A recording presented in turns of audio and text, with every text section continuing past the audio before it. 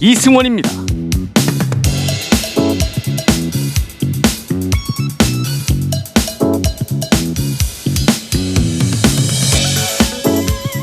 윤석열 전 검찰총장과 안철수 국민의당 대표가 오늘 처음으로 오찬 회동을 가졌습니다. 그리고 또 오늘 만나 뵈면서 지금 제 초심을 간직하고 계신 상황에서 그때 제 생각도 진솔하게 말씀드리고 싶습니다. 하여튼 정치의 대선배시니까 좋은 말씀 좀 부탁드리겠습니다. 코로나19 1일 신규 확진자 수가 1,200명을 넘어서면서 4차 대유행 우려가 커지고 있습니다. 수도권에서는 기존 사회적 거리두기 조치가 일주일 더 연장됩니다. 오늘 0시 기준 국내 발생 환자는 1,168명, 해외 환자는 44명으로 1,212명의 환자가 발생하여 전일 대비 466명이 증가하였습니다. 수도권을 중심으로 환자 발생이 2배 가까이 급격하게 증가하고 있습니다. 특히 수도권의 환자는 990명으로 코로나 유행 이후 가장 많은 환자 숫자입니다. 2, 3일 더 지켜보다가 그래도 이 상황이 잡히지 않으면 새로운 거리두기의 가장 강력한 단계까지도 우리가 조치를 취해야 될 수도 있습니다. 지난달 서울대학교에서 근무하던 청소 노동자가 숨진 채 발견되는 안타까운 일이 있었는데요. 고인이 평소 직장 내 갑질에 시달렸다는 주장이 제기되고 있습니다. 아내가 하늘나라로 간 지 10일이 지났는데도 아직 이게 현실같이 느껴지지 않습니다. 근로자는 적이 아닙니다. 강압적인 태도로 근로자를 대우해 주시지 않기를 바랍니다. 근로를 하러 왔지 죽으러 출근하지 않았습니다. 사업주는 근로자의 건강과 안전을 배려해 꼭 집으로 돌아갈 수 있도록 해주십시오.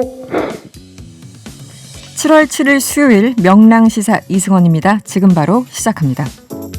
더 깊고 더 자세한 뉴스 브리핑 뉴스 원정대 시작합니다. 수요일 원정대원 두 분 나오셨어요. 오창석 평론가, 헬머스 임경빈 작가와 함께합니다. 어서 오세요. 안녕하세요. 네, 여러분의 의견도 기다리고 있습니다. TBS 유튜브 채널에서 보이는 라디오로 함께하실 수 있고요. TBS 앱을 활용하시거나 짧은 건 50원, 긴 건 100원이 드는 샵 0951번으로 문자 많이 보내주세요. 여권으로 먼저 가보죠. 오늘 제가 오프닝에서 얘기한 것처럼 안철수 대표, 윤석열 전 총장이 만났습니다. 네. 일단 이렇게 비주얼이 어땠습니까? 사진으로 봤을 때 두 분이 이제 앉아 계시던데 그림이 어떻게 좀 잘 나왔습니까? 점수로 줄까요? 점수요?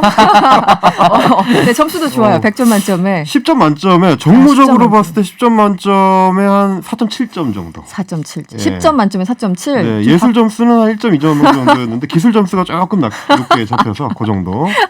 아니, 뭐가 그렇게 마음에 안 들었던 거예요? 아까 저는 인용하신 부분에 오프닝에서 인용하신 부분에 이제 안철수 대표가 이제 초심 얘기했지 않습니까? 네네. 초심을 여전히 간직하고 있다. 근데 이제 윤 전 총장 같으면 초심이 검찰총장 들어갈 때 초심이잖아요.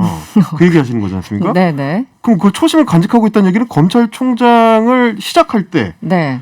대선을 가야 되겠다. 네. 그런 생각을 했다는 건가. 의심들게 하는. 저 말이 맞는 말인가 싶은 네. 생각이 좀 들긴 하더라고요. 네. 오창수 평론가는 어땠어요?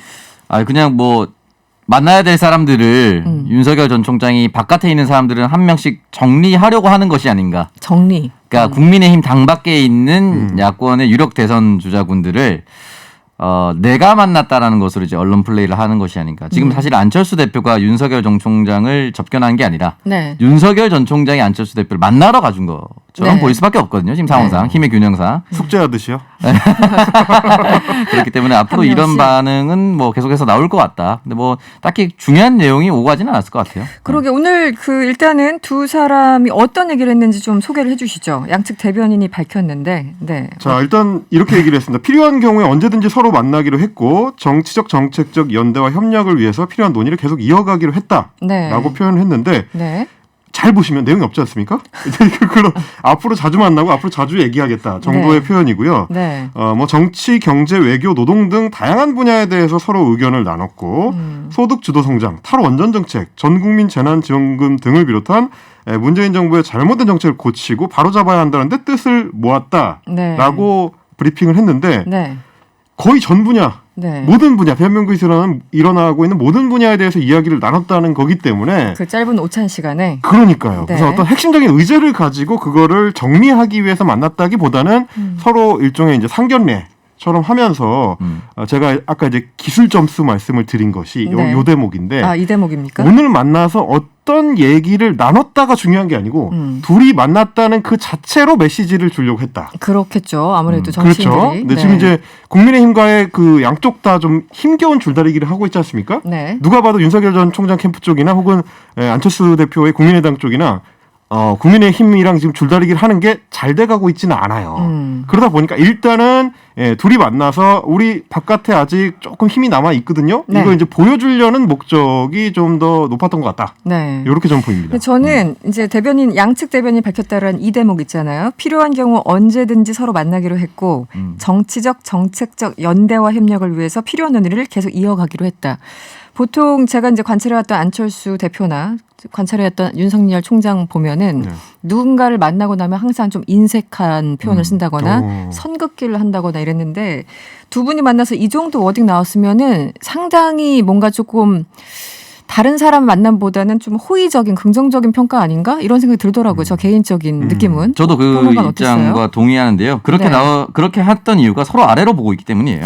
서로 네. 이렇게 단칼에. 네. 내가 세다, 내가 세다. 왜냐면 이제 상대가 조금 더 나보다 우위에 있거나 대등하면은 그 사람을 좀 깎아내려서 나를 돋보이려고 하는 게 정치인의 습성입니다. 그렇군요. 네, 근데 이렇게 네. 덕담만 나눴다는 것은 서로 아래로 보고 있다는 것이고 그렇군요. 네. 안철수 대표는 심지어 윤 전 총장이 나오셔서 정권 교체가 가능하겠구나라는 희망을 만들어 주셨다는 것은 네. 윤 전 총장이 정권 교체를 하는 것이 아니라 요 사람을 이기면 내가 대표가 되겠구나라는 생각을 하고 있다. 요 정도 번역기 돌릴 수 있거든요. 나의 번역기. 무등 태워주는 사람이다. 네. 이런 정도로 파악을 하고 있다는 거예요. 네. 지지자. 그러니까 주연은 나고 그렇죠. 네. 조연은 상대방이고. 디딤돌. 서로 그렇게 네. 생각하고 네. 있을 겁니다. 서로. 네. 그 안철수 대표 입장에서는 딱 9년 전, 그러니까 2012년 본인의 모습을 보는 느낌일 것 같아요. 지금 요즘 이제 윤석열 총장의 어떤 지지율이나 뭐 제3지대 등장 이런 걸 보면은. 그리고 이제 안철수 대표 입장에서 뭐 네. 이제 객관적으로 봤을 때는 밖에서 객관적으로 봤을 때는 윤석열 전 총장이 훨씬 지지율이 높은데 안철수 대표가 감히 나보다 좀 아래로 본다라고 이 오창수 평론가 말씀하실 때 어떻게 그렇게 생각할 수가 있느냐라는 의문을 가지실 수가 있는데 네. 어차피 지지율이라는 게 지금 완전 고정된 상태가 아닌 상태에서 보자면 그렇죠. 좀 전에 이제 2012년 말씀해 주셨는데 2011년 12년으로 이어지는 그 시기에 안철수 현상이라는 거는 지금 좀 기억이 가물가물하셔서 그런데 윤석열 현상은 비교도 안 되는 수준이었거든요. 그때는 압도적이었죠. 당시에는. 그렇습니다. 그때 뭐 안철수의 생각이란 책을 냈을 때 네. 그 광화문에 있는 대형 서점이 하루 만에 매진이 돼서 그렇죠. 다른 지역으로 옮겨가서 잔고를 확인해서 전화해서 받으러 가는 그런 현상 정도였습니다. 맞아요. 기억납니다. 그야말로 밀리언셀러를 그냥 책을 내면 바로 이제 찍히는 수준이었고 네. 그러다 보니까 워낙에 그 거센 이 힘을 그대로 자신의 어떤 대권 출마 선언까지 이어갔거든요. 그래서 뭐 제가 뭐 종종 말씀드렸지만 대권 출마 선언을 하는 시점까지는 안철수 캠프가 엄청 잘 돌아갔습니다. 누가 평가하더라도 네. 뭐 창백하고 푸른 점으로 이제 대표되는 출마 선언문까지만 하더라도 굉장히 잘 되고 있었기 때문에 네. 그 시점에 안철수와 지금 출마 선언을 정치 출마 선언을 한 윤석열의 지금 시점을 이 대등하게 놓고 비교를 하면은 네. 안철수가 우위거든요.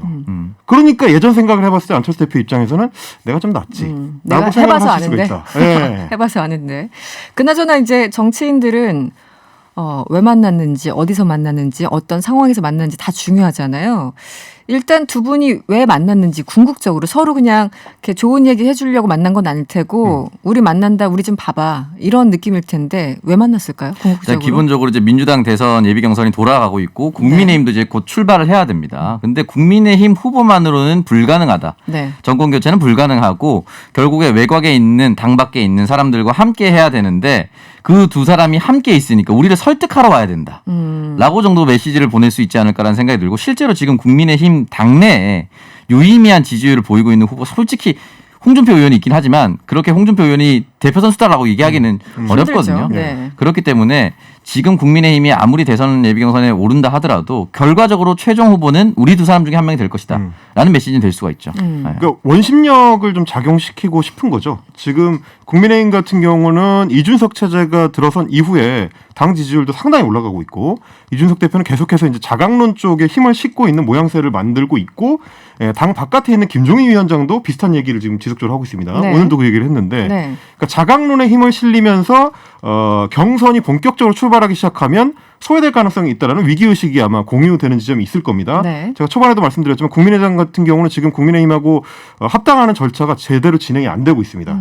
오늘도 원래는 만나는 날이었는데 양 당이 지금 오늘 만나지를 못했어요. 네네. 그리고 국민의힘 같은 경우는 갖고 있는 안이 없다라는 얘기가 지금 나오고 있는 상황이니까 굉장히 여유가 있으니까 네. 뭐 급하면 그쪽에서 만들어 오시든지 하는 상황이라서 네. 안철수 대표 입장에서는 그 부분은 조금 경계해야 되는 거고 네. 윤석열 전 총장 같은 경우도 지금 출마 선언을 한 이후에 전반적으로 지지율이 흔들흔들하고 좀 삐걱삐걱대고 캠프가 원활하게 돌아가지 않는다는 인상을 주고 있으니까 오히려 시간이 갈수록 국민의힘 쪽에서 갑의 위치를 점하는 모양새가 점점 돼가고 있습니다. 네. 그래서 이제 입당 문제를 얘기할 때도 빨리 안 타면 우리 출발합니다라는 얘기를 지속적으로 할 수 있는 상황이 돼버렸어요. 네. 그러니까 이제 바깥에 있는 두 사람이 만나서 자꾸 그렇게 하면 우리 삐진다. 이라는 이 신호를 주는 거거든요.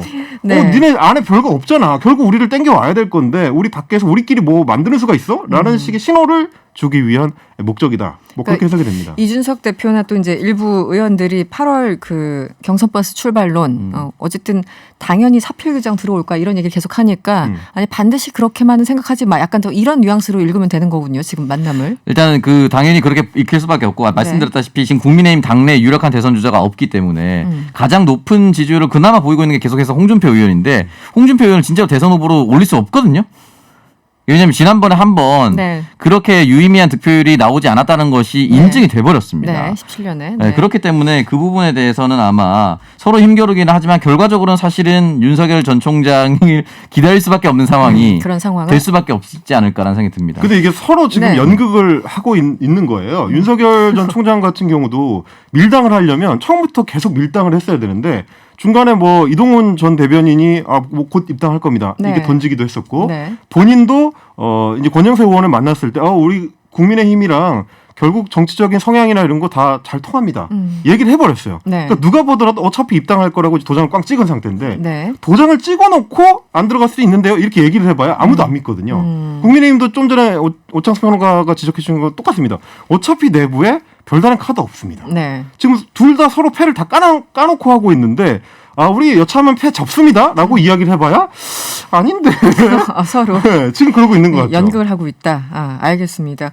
그런가 하면 윤석열 전 총장 같은 경우는 이 월성원전 사건을 자주 언급하는 것 같아요. 만나는 사람 또 본인의 워딩 이런 거 보면 이제 정치 참여하게 된 계기가 월성원전 사건이다 이렇게 얘기를 하고 있는데 지금 청와대와 굉장히 뭔가 진실 공방 신경전이 벌어지고 있습니다. 어떻습니까 지금? 네, 일단 뭐 조선일보 보도를 보면은 네. 일단 윤석열 전 총장의 이야기를 그냥 거의 그대로 받았습니다. 네네. 청와대에서 막으려고 했던 것을 윤 전 총장이 이제 밀어붙였고 이 부분에 대해서 이 진통이 있었기 때문에 신현수 당시 민정수석이 사퇴했었다. 뭐 네. 이렇게 얘기를 했었고 네. 여기에 곧바로 박수현 청와대 국민소통수석이 나와서 청와대가 그렇지 않다라고 얘기를 하면서 신현수 민정수석도 그런 말을 한 적이 없다라고 이야기를 남겼습니다. 네. 다시 윤 전 총장이 받아서 내가 한 일이 맞다. 라고 얘기했죠. 사실 이제 증거를 남길 수가 없거든요. 예를 들어 청와대에서 누가 전화를 해서 윤 전 총장 그만해. 뭐 이 정도의 녹취록이 나오지 않고서는 사실은 이 부분은 네. 그냥 진실 넘어서고 사라져버리는 겁니다. 네. 네. 뭐 신현수 그러고 보면 참 수석도. 안타까운 게 신현수 전 민정수석 같은 경우는 그 청와대에서 이제 그만둘 때도 조국 전 장관 수사나 뭐 이런 건 때문에 밀당을 하다가 그만둔다고 처음 얘기가 나왔었는데 이제 와서는 또 딴 얘기가 원전 관련된 얘기가 또 관련해서 나오고. 뭐 백은규 네. 장관 이제 구속영장 청구 그럼 이게 관련해서 이제 배경을 좀 짚자면 네. 오늘 아침 언론에서 윤석열 전 총장이 왜 원전 문제를 거론했느냐라는 거에 대한 해석이 좀 나오더라고요. 네. 탈원전 문제에 대한 이 이슈는 아무래도 지금까지는 이제 최재형 전 감사원장이 갖고 있었기 때문에 이거에 대한 퍼스펙티브를 이제 본인 쪽으로 좀 땡겨오기 위해서 정책적인 문제를 거론하면서 최재형을 견제하기 위한 이 포석이다라는 얘기가 나오고 있긴 한데 저는 지금 이제 출마 선언을 전후한 시기에 윤석열 캠프 혹은 윤석열 전 총장 쪽에서 계속 나오고 있는 포인트들을 보면 딱 그 유권자들한테 제대로 소구되는 포인트들을 잡고 있는지는 잘 모르겠어요. 네. 이 탈원전 정책 관련된 문제도 아주 기초적으로는 양쪽 의견이 굉장히 팽팽한 정책적 사안이고 네. 그리고 이제 감사원이 감사를 할 때도 정책적인 문제, 대선 공약에 대해서 감사를 하는 게 맞느냐라는 논쟁이 있었고 여전히 그게 팽팽한 상황이거든요. 그렇죠. 정책에 대해서 어떻게 감사를 하느냐 그렇죠. 이런 논리가 있는 거죠. 그리고 네. 실제로 이게 수사를 통해서 문제가 있었다고 드러나더라도 최고 상한선이 지금까지 봤을 때는 백운규 전 산업부 장관 네. 이거나 이제 청와대의 비서관 행정관 단위인 것 같단 네, 말이죠. 네. 그럼 이게 정권을 격침시킬 수 있을 수준의 큰 사안이 아닌데 왜 여기에 이렇게 집착을 하는 걸까라는 생각이 들긴 해요. 이게 이제 그동안 보수 우익 그 진영 쪽에서는 탈원전 문제를 중요하게 제기를 해왔는데 별로 효과적이지 않았거든요. 근데 윤석열 전 총장이 또 이걸 물고 들어오니까 오히려 민주당 입장에서는 뭐 그렇게 계속 하세요라는 생각을 할 것 같은 네. 그런 느낌이 드는 이슈입니다. 어쨌든 최재형 전 감사원장 오늘 뭐 좀 정치하겠다고 선언을 한 것 같은데 그 키워드가 이제 겹친다는 거군요. 윤석열 총장과 그렇습니다. 최재형 전 감사원장, 월성원장 가지고 겹치기 때문에 이거 가지고 서로 내 몫을 더 차지해야 되는 그런 상황이 아닌가 그 말씀을 해주신 것 같고요. 네. 윤석열 전 총장 같은 경우 어제 민생행보 첫 방문지로 대전을 찾았습니다. 현충원도 이제 방문을 했고요. 그런데 이후 행사장에서 경찰이 출동하는 일종의 소동이 있었다고 하는데요. 어떤 일이 벌어졌습니까? 네, 일단은 이제 탈원전 관련된 내용을 하기 위해서는 여기 갈 수밖에 없었다고 볼 수 있고요. 네. 80대 원자력공학 학생들 만나야 되고. 근데 끝나고 나서 이제 호프집에서 약간 이제 지지자들과 만남을 가지려고 했었는데 이 지지자들이 확 몰리었죠. 그러니까 네. 취재진만 해도 분명히 수십 명이 따라 붙을 수밖에 그렇죠. 없는 인사이기 때문에 네, 네. 사람들이 많을 텐데 그 취재진과 더불어서 이제 지지자들까지 확 한꺼번에 몰리니까 네. 가게 주인이 당황해서 이제 주최 측에 항의할 수밖에 없었습니다. 왜냐하면 지금 방역 지침을 이제 위반하면은 그렇죠. 과태료 물거나 심하면 영업 정지까지 되고 지금 오늘 확진자 1,000명이 또 넘었습니다. 그렇죠. 이게 더 이제 긴장할 수밖에 없는 상황이기 때문에 이 부분에 대해서 왜 사전에 통제를 제대로 하지 못했느냐라고 이제 가게 주인이 항의를 했었고 네. 이 부분은 그냥 여권 야권을 가리지 않고요. 지금 코로나 시국이기 때문에 당연히 조심해야 되는 부분이고 경찰 출동해서 빠르게 이제 인해가 있으면 흩어지도록 요구해야 되는 것이고 며칠 전에 김두관 의원이 국회 앞에서 그 출정식을 했었거든요. 네네. 그때도 이제 지지자들이 많이 모였었는데 또 국회 청원 경찰이 바로 출동을 해서 아 그랬군요. 조금 바로 해산. 그 사회적 거리두기를 좀 해달라. 아. 조금씩 떨어져 달라. 네네. 왜냐면 그 사회를 제가 봤거든요. 제가 그 얘기를 몇 번 했는지 모릅니다. 지금 너무 몰려 계시면 안 됩니다. 지금 국회 청원 경찰에 와 있으니까 네. 조금 흩어져 주십시오. 얘기를 몇 번 했는지 모르겠어요. 네, 너무나 잘 알고 계시군요. 그 상황을. 네. 그렇기 때문에 이 부분은 뭐 당연히 얘기를 들어야 되는 부분입니다. 그렇죠. 여야 할 것 없이 지금 이 호프집 사장님 입장에서는 방역이 정말 중요한 그럼요. 건데 네. 지금 뭐 어떤 정치인인가가 중요한 건 아니에요. 일단 생계가 걸린 문제니까요. 그러니까요. 그런데 이게 약간 해프닝이긴 한데 윤 전 총장이 이제 마스크 문구를 네. 썼는데 마스크에 이제 문구를 넣는데 이게 단어가 탄소 중심 이렇게 돼 있어서 그러니까 원자력, 탄소 중심, 기후 대응 이렇게 문구가 적혀 있었다고 해요. 그렇죠. 근데 탄소 중심이 맞습니까? 이게 이제 오타였다는 게 이제 토론회 주최 측의 이 주장입니다. 그러니까 네. 이제 원래는 원자력, 탄소 중립, 기후 대응 네. 이렇게 네. 워딩을 잡아가지고 이 마스크 제작사 쪽에 이 의뢰를 했는데 네. 그쪽에서 이제 중심으로 잘못 인쇄를 했다. 근데 이제 급하게 그걸 바꿀 수가 없으니까 일단은 사용했다라고 하는데 네. 단순 오타라고 하기는 이게 탄소 중심으로 간다 그러면은 네. 앞으로 이제 우리 화력발전소를 전부 탄소 중심으로 재편을 해야 되거든요. 네. 전혀 다른 메시지예요. 중립과 그러니까요. 중심은. 이게 네. 뭐 신재생 에너지 중심이 아니고 탄소 중심이 돼버리면 대한민국이 이제 전 세계적인 흐름에 이제 역행하는 어마어마한 상황이 다 될 수 있는 내연기관 거라서. 자동차 다시 돌아가야 됩니다. 그럼요. 네. 막 디젤 엄청 떼우고 뭐 이렇게 돼야 되거든요. 네, 좀 그런 곤란해지죠. 문제가 생길 수가 있어요. 이게 사소한 이슈긴 하지만 네. 어쨌든 대선 후보가 됐을 때는 이런 것도 기자들이 놓치지 않는다라는 걸 보여주는 거고 어저께 또 이제 그 기자들하고 만난 자리에서 그 후쿠시마 원전 사고와 관련해 가지고 네네. 오염수 배출하는 문제 그걸 이제 질문을 했는데 윤석열 전 총장이 이런 얘기를 했다는 거예요. 일본 후쿠시마 원전 사고도 일본의 지반과 관련한 문제이지 원전 자체가 문제가 있었던 건 아니다. 이제 이렇게 얘기를 했습니다. 아마 이제 주장하고 싶었던 거는 원자력 발전소의 운영 시스템 자체는 설계가 잘 되고 운영을 잘 할 수 있는데 네. 여기서도 원래 의도했던 거는 아마 일본의 지진과 관련해서 지진이 나는 바람에 네. 원자력 발전소가 통제할 수 없는 상황이 됐다라는 이야기를 하고 싶었던 것 같습니다. 근데 일본의 집안과 관련했다고 하니까 집안. 네. 그러면 일본의 집안이라는 거는 어느 집안을 얘기하는 거냐. 네. 이게 이제 도쿄도를 중심으로 해가지고 이제 집안들이 여러 갈래로 갈라지지 않습니까? 네, 네. 어느 집안이 직접적인 영향을 미쳤다는 건 설명을 할 수가 없는 거죠, 사실. 이제 이것도 이제 말 실수인데. 뭔가 이렇게 잔실수들이 어쨌든 연결되는 계속 쌓이는 듯한 느낌을 주긴 줘요. 여러 그렇습니다. 가지 특히 워딩들이. 지금 나오고 있는 이 이슈들은 정책적인 핵심 어젠다하고 연결이 돼 있습니다. 네. 네, 원전 문제와 연결이 돼 있는 건데 정책적으로 충분히 공부가 안 된 것 같은 인상을 줄 수가 있거든요. 네. 이게 사실 뭐 우리가 돌이켜 보면 반기문 전 사무총장도 2017년에 국내에 입국하면서부터 여러 지하철 가지, 네. 티켓을 끊는 순간부터 문제가 생기기 시작했었는데 이런 잔실수들이 계속 쌓이면 간단치 않을 수 있다. 간단치 않을 수 있다. 가랑비에 옷 젖는다. 알겠습니다. 다음 주제로 빨리 넘어가 볼게요. 더불어민주당이 정책 의원총회를 열었는데 오늘 어떤 논의를 했습니까? 네, 일단은 재난지원금 지급 대상 확대 여부를 네. 비롯해서 이제 추경안에 포함된 여러 가지 이야기를 남겼었는데 결과적으로는 뭐 캐시백 포함해서 다양한 얘기를 했다고 하지만 전 국민 재난지원금 현재 80%로 모아졌었던 이런 의견이 국민들의 반감을 산다, 좋지 않다, 전 국민으로 다시 터야 된다 네. 이런 이야기를 했다라고 하고요. 사실은 하위 80%라는 표현 잘 안 써요. 하위 80%는 좀 어색한 표현이긴 하죠. 상위 20%를 제외한다는 표현을 많이 쓰지만 네. 하위 80%는 80% 그냥 대다수죠, 대다수. 그렇죠.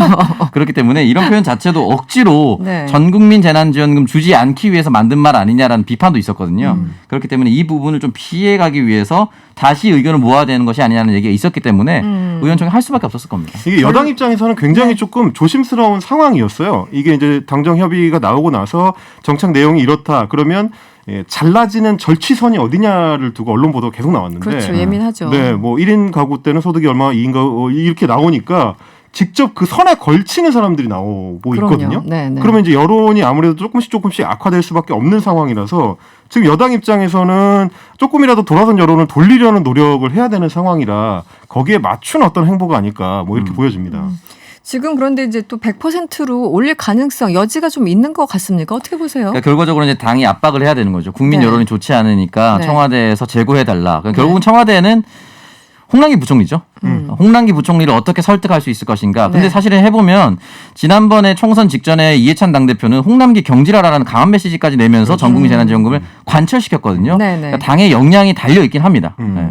그러니까 이것도 사실은 결국 그 여론을 어떻게 정치권에서 받아 안아서 그거를 정부를 압박하는 수단으로 사용할 수 있느냐 하는 문제인데 정치권에서 제일 두려워하는 게 뭐냐면 돈 쓰고 욕먹는 거거든요. 그렇죠. 맞아요. 네. 이게 80%까지 했을 때 오히려 여론에 악영향을 미친다면 안 하는 이만 못한 정책이 되는 건데 지금 분위기 봤을 때 여당에서 봤을 때는 이거 심상치 않다라는 판단을 지금 하고 있는 것 같습니다. 네. 근데 과연 그걸 관철시킬 수 있는 어떤 설득력이나 실력이 있을지 앞으로 조금 지켜봐야 될 그 대목인 것 같습니다. 다시 한번 기재부와의 싸움이 예측되는 그런 대목입니다. 네, 오늘 원정대는 여기서 마무리할게요. 헬마우스 임경빈 작가 그리고 오창석 시사평론가와 함께했습니다. 오늘 고맙습니다. 감사합니다.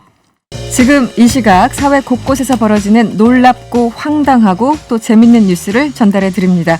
뉴스 원정대 2 시작할게요. 이현경 뉴스캐스터 그리고 개그맨 황현희 씨와 함께합니다. 어서 오세요. 네, 안녕하세요. 네, 코로나19 확산세가 심각합니다. 조금 전에 속보가 떴는데 네. 오후 6시 현재 1,010명 확진. 그러니까 아이고. 어제 같은 시간보다 4명이 더 많아서 막 한 1,400명까지 나올 수 있다. 여러 가지 무서운 전망들이 지금 나오고 있어요. 오늘도 사실은 7일 0시 기준으로 1,212명이었잖아요. 지금 이현경 캐스터 역대 두 번째로 많았다고요? 확진 네. 수가? 네. 작년 크리스마스를 기억해 보시면 크리스마스의 악몽이라 그래서 크리스마스 날 당일날 굉장히 많은 확진자가 나왔었어요. 맞아요. 그래서 기억나요. 연말에 사실 모임도 거의 못 하시고 한 해를 마무리했었는데 그때가 1,240명이었는데요. 그때 이후에 두 번째로 많은 수치였습니다. 근데 그때는 그 12월 25일을 정점으로 해서 내려오기 시작했거든요. 근데 지금은 더블링 현상이 이번 주에 발생을 했잖아요. 그러니까 지난주에 확진자보다 이번 주가 거의 2배 가까이 많아지기 시작하면서 이게 초입일 수 있다는 게 무서운 점이거든요. 네. 여기서부터 1,212명에서 만약에 더블링이 돼서 2,000명이 넘어간다 그러면 우선 심리적으로 우리가 무너지는 그런 부분들이 좀 생길 수 있습니다. 한 번도 겪어보지 못한 그런 부분들이 있기 때문에 네. 또 하나는 오늘 제가 아침 뉴스를 보고 가장 놀랐던 거는 서울, 경기, 인천의 수도권 건이 거의 1,000명에 육박한다는 거예요. 네, 네. 990명을 기록을 했었고요. 이게 우리나라에서 코로나19의 첫 확진자가 나온 이후에 처음 발생한 상황입니다. 게다가 지금 수도권의 10명 중에서 4명은 변이 바이러스에 감염된 것으로 집계가 되고 있고 네. 그중에서 10%가 넘게 델타 변이 바이러스인 것으로 지금 확인이 되고 있는데 근데 변이 바이러스는 일주일에 한 번 검사를 한단 말이에요. 그러면 이게 지난주 그렇죠. 통기칠 지난주에 가능성이 한 가장 거. 높기 네. 때문에 실제로 이번 주는 훨씬 더 많은 변이 바이러스에 감염되는 분들이 많이 나올 수 있는 그런 상황입니다. 이게 지금 어느 정도로 이제 체감이 되냐면 이제 제 주변에서 이제 슬슬 맞아요. 이렇게 아, 감염자들 확진자가 나오기 시작해서 최근에.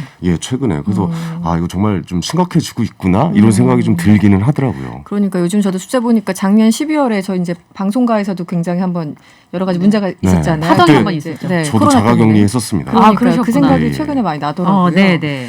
근데 요즘 이제 보면은 집단 발병 사례 그러니까 뭐 젊은층도 그렇고 뭐 백화점, 뭐 초등학교 심지어 이 육군 훈련소 네. 논산이죠. 네, 여기서도 확진된 숫자들이 많은데 지금은 상황이 어떤가요? 네. 우선은 지난주가 좀 시작이었다고 봐지는데 지난 19일에 마포구 음식점에서 6명의 원어민 강사가 사실 방역 수칙을 어기고 이제 확진이 됐습니다. 근데 네. 그분들이 다 자기가 일하는 학원으로 돌아가는 바람에 학생들하고 이렇게 감염이 됐죠. 그러니까요. 네. 예. 그게 또 거기 왔던 분이 부산의 감성주점에 들리는 바람에 부산에서 또 연쇄 감염이 맞아요. 일어난 상황이었는데요. 지금 네. 누적 확진자가 314명입니다. 그런데 여기 9명이 델타 변이 바이러스로 감염된 것으로 확인이 됐기 때문에 사실 여기 감염자분들 중에서 많은 분들이 변이 바이러스에 감염이 된 거 아닌가. 왜냐하면 감염 속도가 굉장히 빠르기 때문이고요. 그렇죠, 델타는. 그리고 어제 서울 현대백화점 무역센터점에서 확진자 2명이 발생을 했는데 지금 총 47명 확진자가 나왔고요. 네. 문제는 여기가 명부가 제대로 작성이 안 돼서 다들 이제 임시선별 진료소에 와서 검사 받으시라고 하니까 줄을 맞아요. 아주 길게 선 그런 그렇군요. 상황입니다. 사실 백화점이나 어디 모을 같은 데 갔을 때 명부 작성 잘 안 하잖아요. 그렇죠. 예, 보통 예.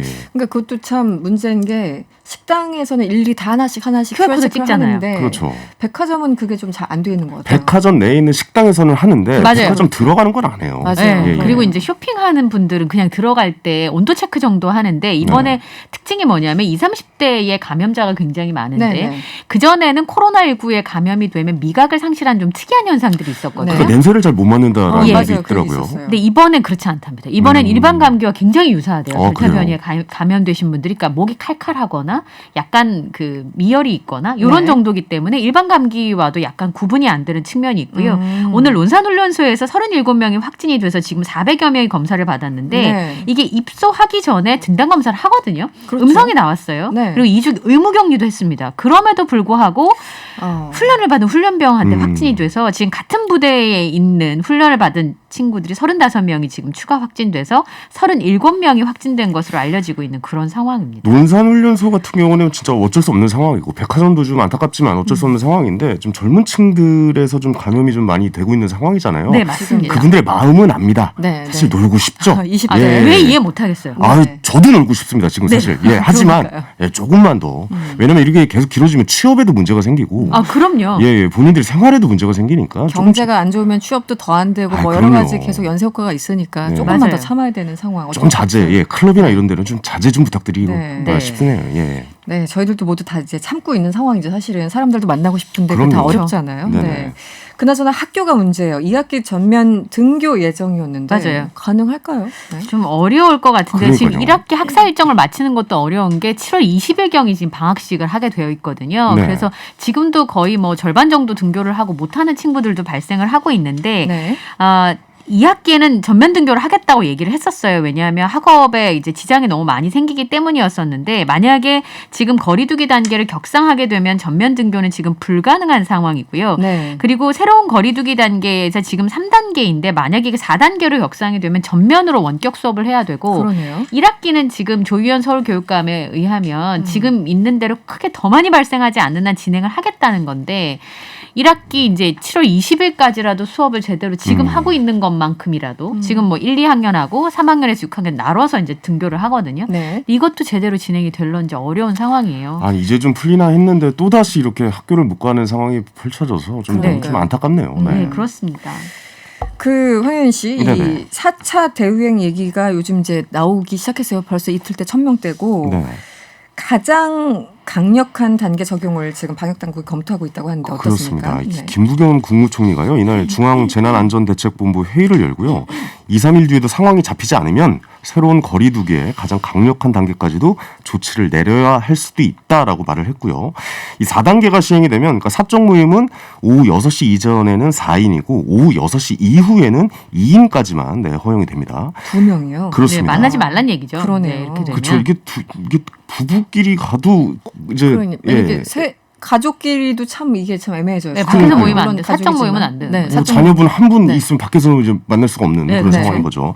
단 근데 예방 접종 완료자는 사적 모임 금지 예외가 적용이 된다고 해요. 그리고 또 모든 이 다중 이용 시설에 오후 10시 운영 제한이 적용이 되고요. 뭐 아까 말씀드렸던 뭐 클럽, 뭐 나이트, 헌팅 포차, 뭐 감성주점이나 이런 곳은 이제 집합 금지가 됩니다. 인원수에 관계없이 모든 행사 및 집회도 금지가 되고요. 예, 저희 안타깝지만 연예인분들 타격이 굉장히 크거든요. 사실 그럼요. 행사나 이런 부분 행사. 거의 못 가서 그 제조업을 제한 사업장은 30% 재택근무와 또 시차 출퇴근제, 또 점심시간 시차제 권고, 또 종교시설은요 비대면 예배, 미사, 법회만이 인정이 되고요. 스포츠 경기는 무관중으로 다시 돌아갑니다. 다시. 그렇습니다. 숙박시설은 전 객실의 3분의 2 정도만 운영이 가능하게끔 그렇게 아마 강력한 이런 거리두기의 단계로 접어들 것 같습니다. 네, 오세훈 서울시장도 오늘 오후에 긴급 브리핑을 열어서 방역 대책을 소개했는데 오늘 서울시장이 밝힌 내용은 네. 어떤 건가요? 이전에도 한번 시행을 했던 적이 있었는데요. 심야 시간대에 이제 시민들의 이동을 최소화하기 위해서 대중교통의 운행 시간을 조정을 합니다. 네. 버스가 8일부터 지하철은 9일부터 오후 10시 이후에 운행률이 20% 줄이는데요.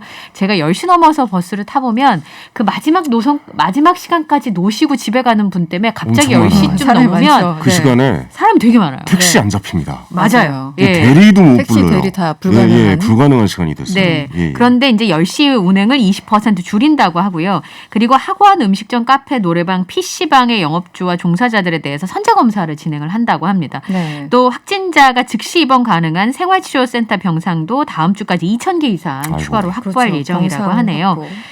네. 우리가 진짜 이런 얘기한 지가 꽤 된 것 같은데 아직도 이 얘기를 하고 있는 게 너무 안타깝네요. 그러니까요. 예. 근데 병상 모자른다는 얘기는 그래도 이제 많이 줄어들었었잖아요. 네. 근데 특히 그 백신 접종한 다음에는 중증으로 넘어가는 환자들이 그렇게 많지는 않았으니까 과거에 비해서. 그런데 네. 지금 다시 선제적으로 준비를 또 해야 될 것 같다는 생각이 들고 네.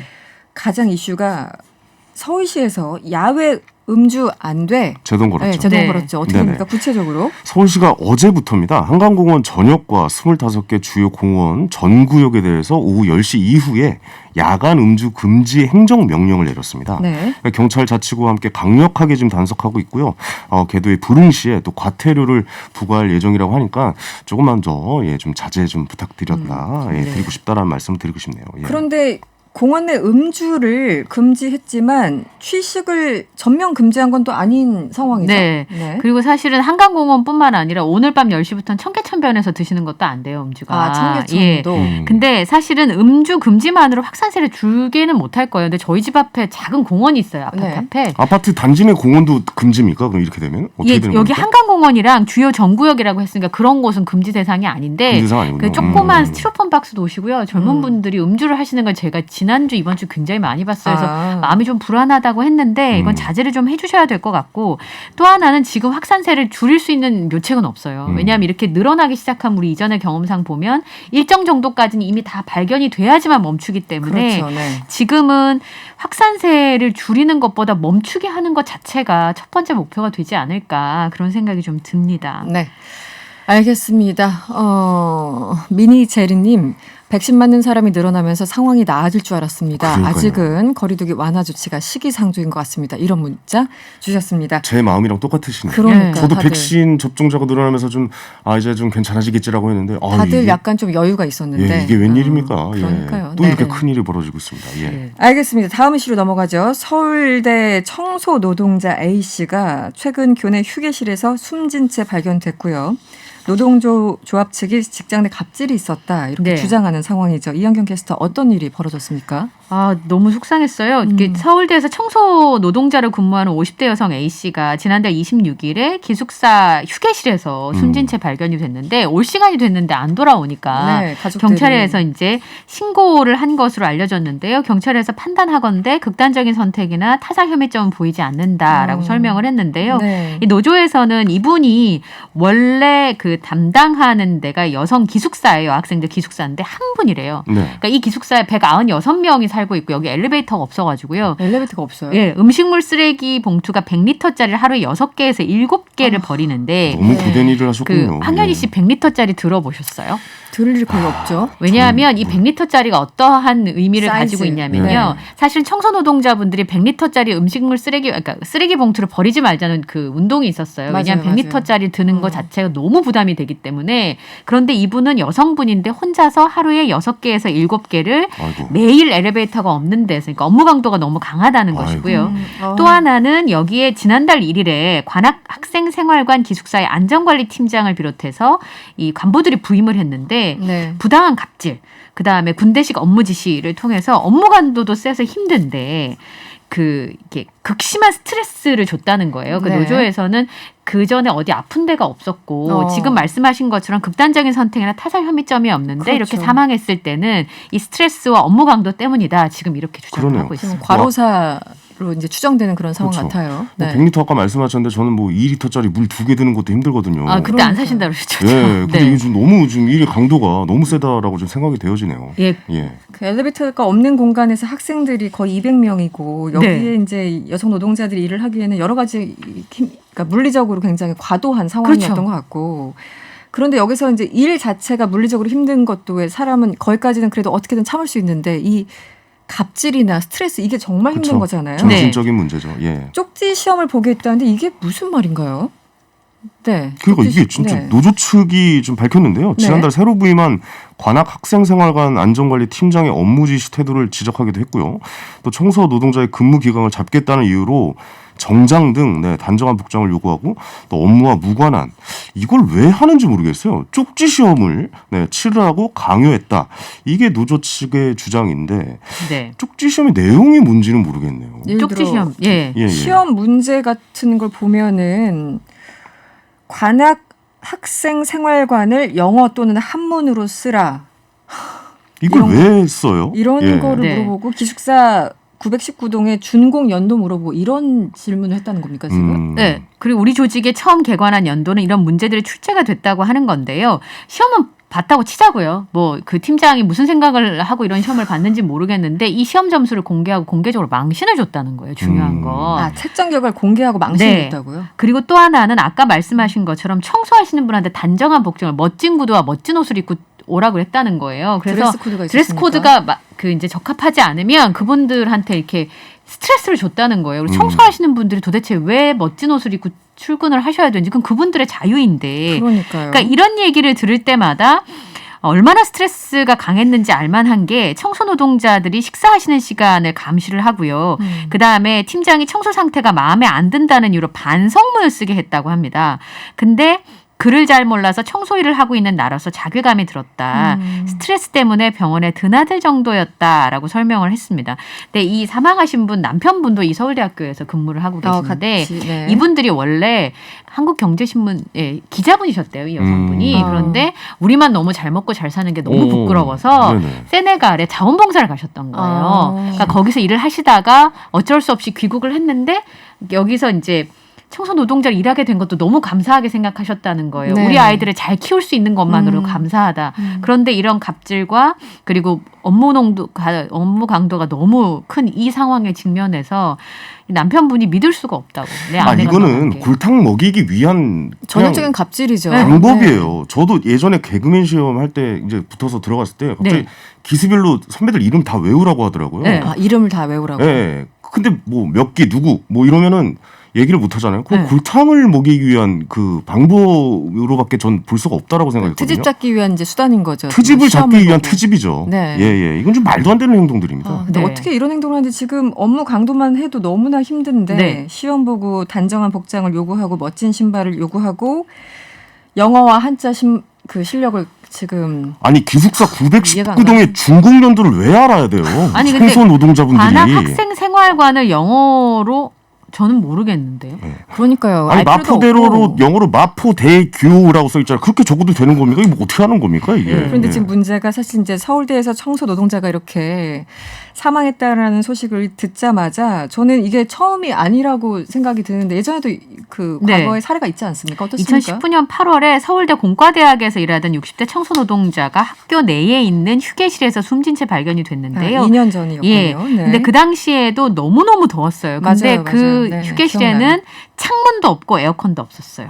그래서 그 당시에 서울대에서 청소 노동자 휴게실에 네. 이제 냉방시설 그제서야 창문을 마련하는 환경 개선을 하기도 맞습니다. 했었는데요. 네, 네. 사실 2년 만에 비슷한 사건이 발생을 했고 노조 주장은 뭐냐면 서울대에서 이 문제를 책임지려 하지 않는 태도를 보이고 있다는 겁니다. 근데 학습이라고 하는 게요. 공부라고 하는 게 사실 이런 거부터를 고민하게 하는 게 바로 대학교에서 하는 공부잖아요. 그럼요. 예. 이런 일이 대학에서 벌어진다는 네. 것 자체가 넌센스예요. 부끄러운 네. 일이에요. 아니 근데 이런 일이 생기면 항상 나오는 거잖아요. 꼬리 자르기부터 네. 시작해가지고 책임 안 지려고 덮으려고 하고 이런 계속 안 좋은 모습만 보여주고 있습니다. 개선 하나도 안 되고. 아직도 화가 나요. 기숙사 919동 중국 연도가 왜 알아요? TBS 중국 연도 아세요? 기자님 혹시 모르잖아요. 이거 알 필요가 없어요. 가끔은 우리가 출연료 네. 받는데 사장님 이름도 모를 때가 있어요. 몰라요. 어떻게 그렇죠. 합니까? 예. 네, 굳이. 네. 알겠습니다. 참 이상한 사람들 많습니다. 그렇습니다. 네. 예. 억울한 죽음 어떻게 할 것인가. 네. 오늘 원정대는 여기서 마무리하고요. 퀴즈, 명랑 퀴즈를 좀 내드릴게요. 최근 기존의 코로나19 바이러스보다 전파력이 훨씬 높은 이것 변이 바이러스의 확산에 전 세계적인 우려가 높습니다. 지난해 10월 인도에서 처음 발견된 코로나19 변이 바이러스로 그리스 문자의 네 번째 잠어를 뜻하는 이것은 무엇일까요?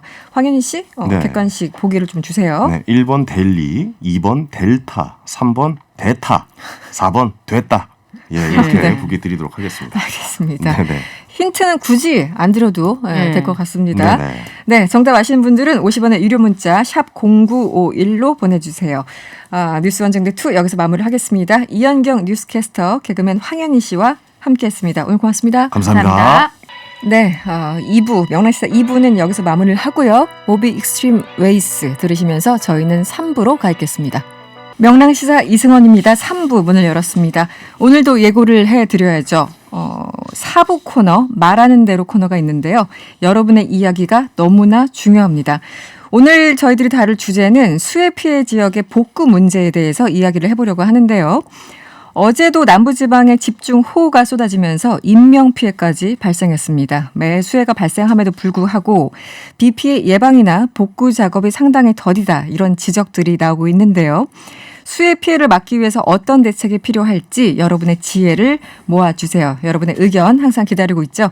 TBS 유튜브 채널이나 무료로 이용할 수 있는 TBS 앱을 활용하셔도 좋고요. 짧은 문자 50원, 긴 문자 100원이 드는 샵 0951번으로 의견 많이 많이 보내주세요. 그리고 퀴즈 정답 같이 발표할게요. 정답은 델타입니다. 델타. 델리 아니었고요. 델타였습니다. 당첨자는 3587번님 그리고 9050번님 두 분입니다. 네, 명랑시사의 품격을 담당해 주시는 두 분들 나오셨습니다. 영민한 정치, 더불어민주당 신경민 전 의원, 국민의힘 김영우 전 의원과 함께합니다. 어서 오세요. 네, 반갑습니다. 네, 반갑습니다. 오늘은 평소보다 약간 늘어날 거예요. 한 1, 2분? 더 늘어납니까? 훨씬 길게 늘어난다고 합니다. 네, 여유 있게 말씀 주시고요. 요즘 가짜 수산업자 때문에 정치권이 뒤숭숭합니다. 수산업자도 아니고 또 가짜 수산업자래요. 예, 여기서부터 좀 이상한데 무슨 병풍을 치려고 했던 건지 뭐 검찰, 언론, 특히 정치인들 엄청나게 전방위적으로 로비를 한 것 같아요. 이제 과메기부터 20몇 명이라고 그러죠. 네, 지금 이름 나오는 사람만 네, 해도. 26명까지 네. 보도가 되고 있던데 더 늘어나겠죠. 그렇겠죠. 네. 이 가짜 수산업자 두 분은 혹시 알고 계셨습니까? 저는 이름을 모릅니다. 들어봤다. 저는 네. 이번에 뭐 아직 이름도 잘 모르겠는데 김모 씨라고만 알고 있죠. 네. 근데 정치를 하다 보면은 정치인 주변에는 뭐 별의별 사람들이 다 모이죠.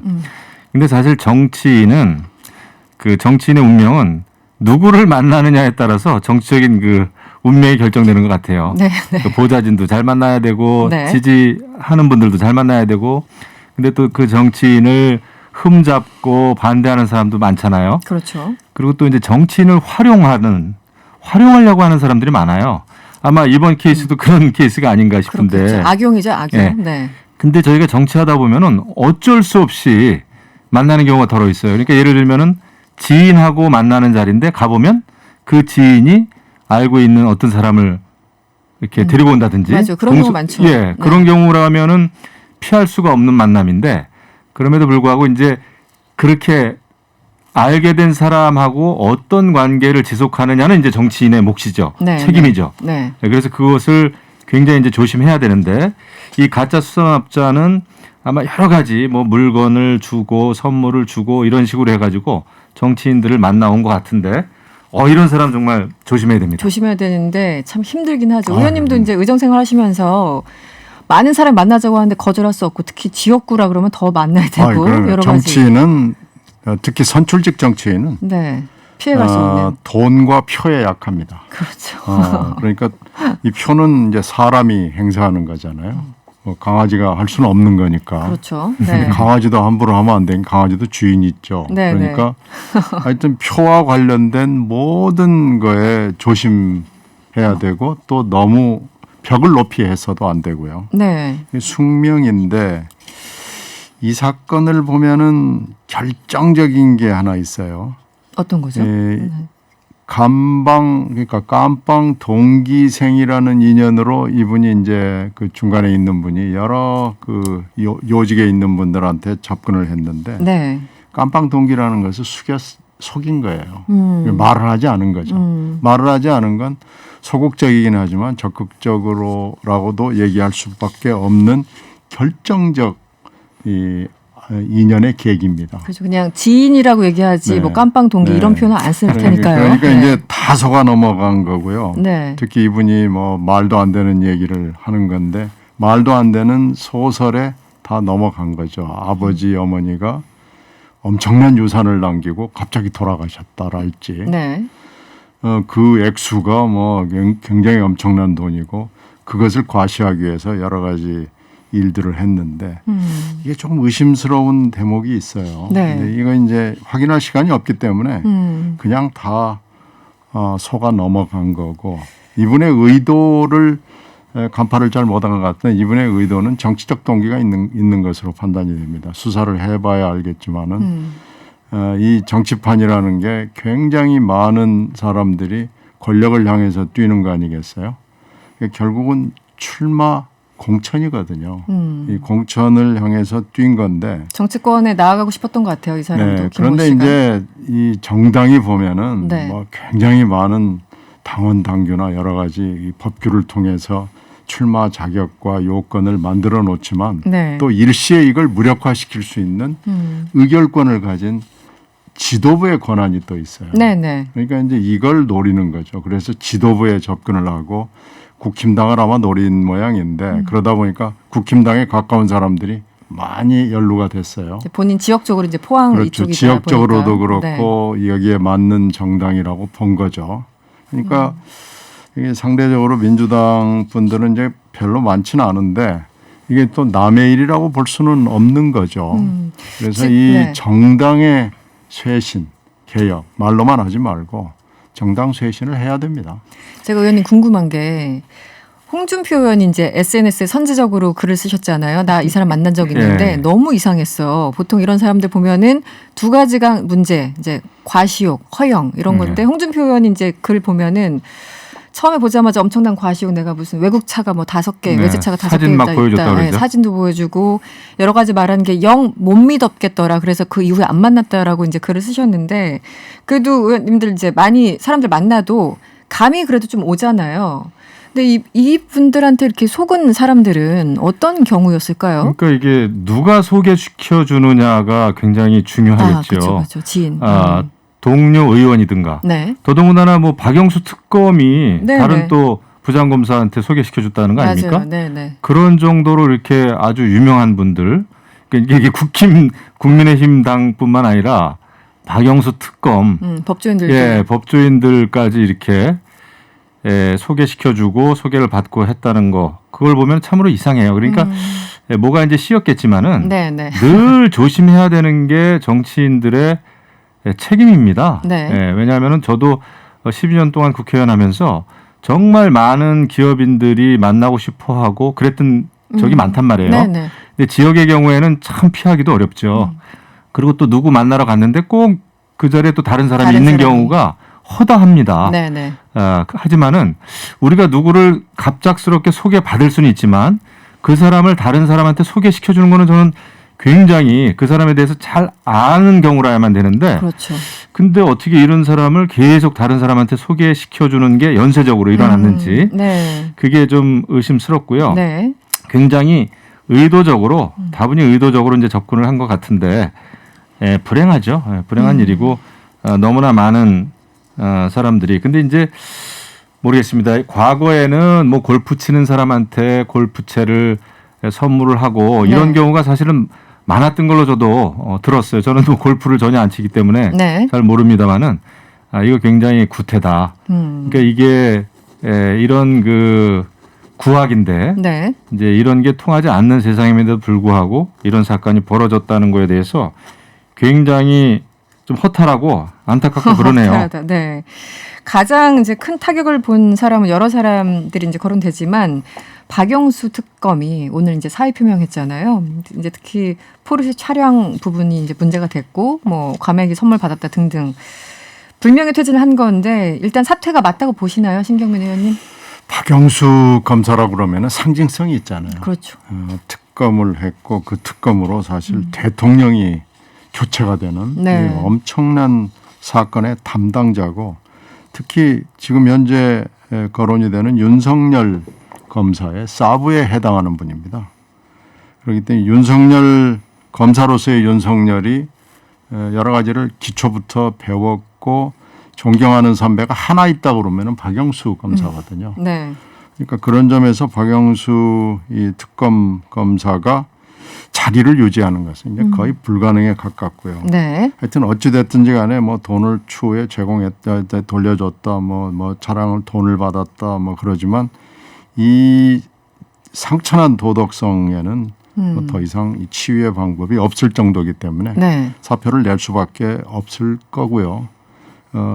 박 검사도 뭐 이걸 잘 알았을 거예요. 그런데 지금 사건은 아직 진행 중이거든요. 그렇죠. 사건이 네. 끝날 때까지 특검은 유지가 되고 지금 공무원 신분이거든요. 네네. 특검이. 그러니까 네. 이게 지금 법률적으로 언제 뭘 받았느냐라는 것 때문에 이걸 좀 확인을 하면 김영란법에 해당되는지 아니면은 시기적으로 해당이 안 되는지는 이건 아마 조사가 불가피해 보입니다. 네. 그래서 그런 점으로 봐서도 박영수 특검을 유지하기는 불가능하다. 네. 이렇게 판단됩니다.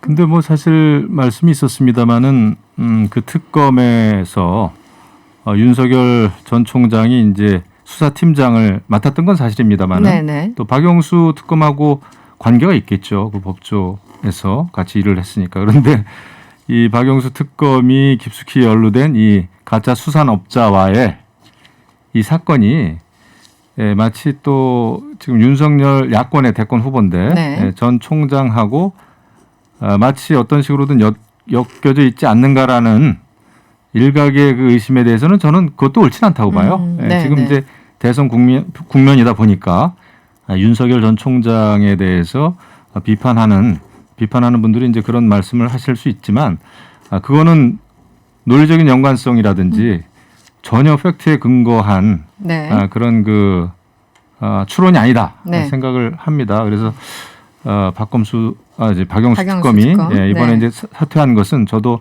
마땅한 일이다 생각하고 이거에 대해서는 철저한 수사가 저는 필요하다고 봅니다. 네. 예, 법 앞에 만인이 평등한 거죠. 네. 네. 예, 그렇기 때문에 더더군다나 이제 특검까지 맡아서 그 수사를 총지휘했던 장본인이기 때문에 예, 그런 면에서는 수사를 받는 게 맞고 어떻게 또 다른 그 후배 검사한테 네. 이런 그 아주 의심스러운 이런 그 사람을 계속해서 소개를 시켰는지 네. 상식적으로는 이해가 잘 안 갑니다. 우리가 누구에게 정말 추천서 하나를 써더라도 그 사람에 대해서 잘 알아야 그렇죠. 추천을 해주는 건데 그렇죠. 네. 이렇게 이런 식으로 추천을 어떻게 하게 됐는지 그거는 좀 법적으로 따져봐야 될 것 같아요. 네, 알겠습니다. 지금 아재 초콜릿님이 시민들은 대체 누구를 믿어야 합니까? 민초들은 슬픕니다. 이렇게 말씀을 주셨습니다. 네. 다음 이슈로 이어가겠습니다. 대선 시기가 빨라지고 있죠. 더불어민주당은 예비경선 후보 토론회가 거의 매일 열리고 있어요. 지금까지 토론회 어떻게 보셨습니까? 신경민 의원님? 네, 1, 2, 3차 진행이 됐는데요. 네네. 일단은 9명, 한 명 줄어서 8명인데 8명, 9명이 토론을 한다는 것이 엄청나게 어려운 일이라는 거 실감했고요. 맞아요. 네. 120분 내지 100분 정도를 하는데 1인당 돌아가는 발언의 기회가 10분 내외, 10분이 안 되는 경우도 있고 이래서 네. 정말로 어려운 토론이었다라는 거고요. 근데 뭐 방법은 없죠. 지금 현재 여야를 통틀으면은 24~25명이 지금 출마를 선언했거나 선언하기 직전입니다. 네. 그래서 그 중에서 지금 그나마 여당은 9명이니까 어떻게 보면 좀 적은 거예요. 이제 8명. 네. 네, 지금 야당도 아마 이런 비슷한 일들을 뭐 곧 하겠죠. 네. 근데 이거 지금 문제고요. 그리고 또 컷오프를 해도 6명입니다. 네. 근데 지금 지난 대선을 보면은 출마를 선언한 사람이 여당의 경우, 그 당시는 야당이었죠. 4명이었거든요. 근데 4명도 그때 힘들더라고요. 그래서 이제 이런 숫자의 문제가 해소가 되지 않는다라는 거고요. 그런데 이제 이게 국민의 관심을 받을 수 있느냐. 근데 그러다가 보니까 뭐 그냥 학예회 수준의 토론을 하다가 네. 많은 경우가 있어서 이 지금 정치 TV 토론 이게 좀 문제입니다. 좀 물리적으로 좀 힘든 상황이다. 네. 후보가 일단 너무 많다. 네. 네, 어떻게 보셨어요? TV 토론. 네, 저 잘 봤습니다. 네. 근데 결국 이게 이제 후보가 많은 것도 있지만은 구도가 이재명 대 반 이재명 구도더라고요. 그렇죠. 모든 다른 후보들이 이제 이재명 지사를 이제 공격을 하던데 그러다 보니까 이재명 지사를 제외한 다른 후보들의 비전이나 정책이나 장점은 전혀 드러나지 않은 이런 그 상황이 벌어졌고 네. 그리고 또 이재명 지사에 대해서도 많은 질문이 있었지만은 지금 기억에 남는 게 별로 없고 바지 논쟁 하나 네, 기억에 좀 뚜렷이 남고 네. 그다음에 기본소득 정책에 대해서 박용진 그 의원이 아주 날카로운 질문을 했더군요. 그래서 잘 봤고요. 그다음에 이제 시작부터 더불어민주당이 그 국민 면접관 때문에 논쟁이 좀 있었잖아요. 그렇죠. 논란이. 네네. 예, 그래서 이제 김경률 회계사를 선임하려다가 반대에 부딪혀가지고 또 바로 또 몇 시간 만에 이제 취소를 하고 그랬는데, 근데 이제 그래도 국민 면접관을 맡게 된 김혜영 전 최고위원이 질문을 제가 볼 땐 참 국민의 입장에서 잘 했다고 보는데 네네. 또 당내에서는 김혜영 전 최고위원이 완장질했다. 왜 조국이라든지 뭐 이런 거를 가지고 후보들을 그렇게 강하게 질책성 압박을 했느냐, 네. 질을 했느냐 이러는데 글쎄요, 전체적인 그 모양새는 제가 볼 때 좋지가 않은 것 같아요. 뭐 김혜영 전 최고위원 그렇게 질문할 수 있죠. 근데 네. 그걸 또 완장질했다고 하는 당내 분위기는 저는 조금 문제가 있다 보고 그다음에 전체적인 그 흐름이 국민들의 관심을 주목을 많이 끌기에는 조금 역부족이 아닌가 이런 생각이 좀 드네요. 지금 기본적으로 어쨌든 이재명 대 반 이재명 구도 그 속에서 약간 특이점은 눈에 띄는 점은 신 의원님 그 추미애 전 장관이 뭔가 이재명 지사를 약간 좀 보호하는 듯한 입장을 가끔 같이 한 듯한 네네. 그런 것 때문에 네. 뭐 재미연대 뭐 이런 이름도 그렇죠. 나오고요. 그 이름 들었습니다. 네, 어떻게 보셨습니까?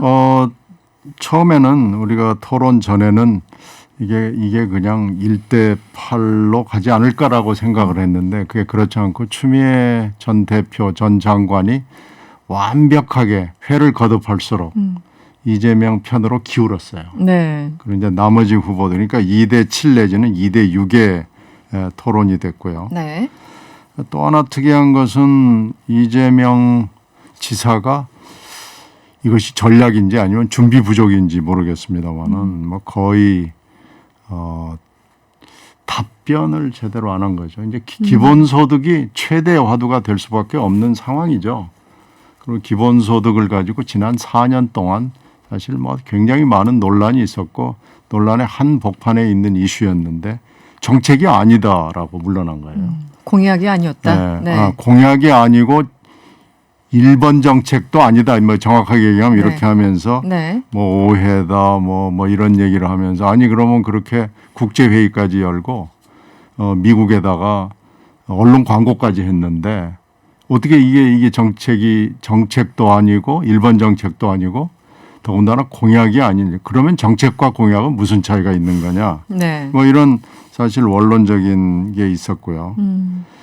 그래서 현재까지도 지금 기본소득에 대한 뭐 정확한 얘기가 없는 겁니다. 아직까지. 네. 그리고 뭐 당분간 이렇게 그냥 계속 뭐 갈 것 같아요. 이제 바지 발언은 정말 뜻밖의 얘기인데 정세균 전 총리가 여배우와의 스캔들을 정식으로 거론을 한 것도 놀랄 일이었죠. 근데 반응은 이제 더 놀란 거죠.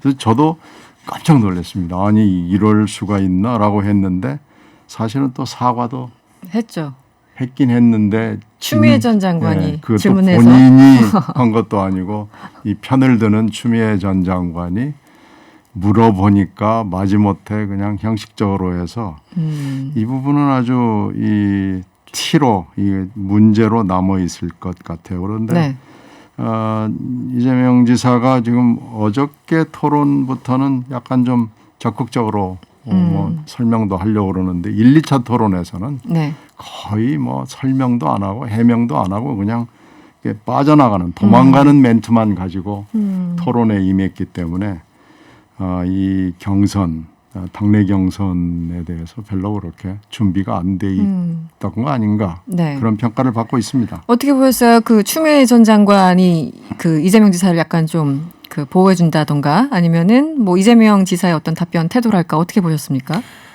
저는 뭐 여당의 그 상황에 대해서 잘 모릅니다.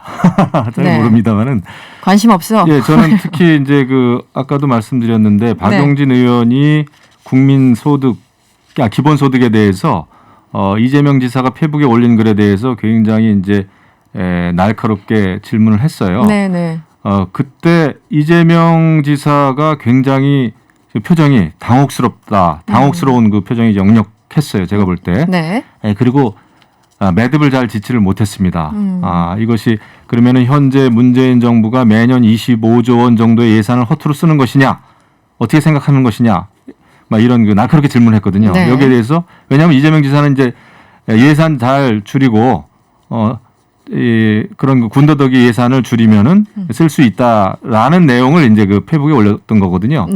그러다 보니까 박용진 의원이 거기에 대해서 질문을 하다 보니까 거기에 대해서 이렇게 뚜렷한 답변을 못 하더라고요. 그리고 임기 내에 이것을 할 수 있다는 것이냐 그런 질문에 대해서도 또 그건 아니다.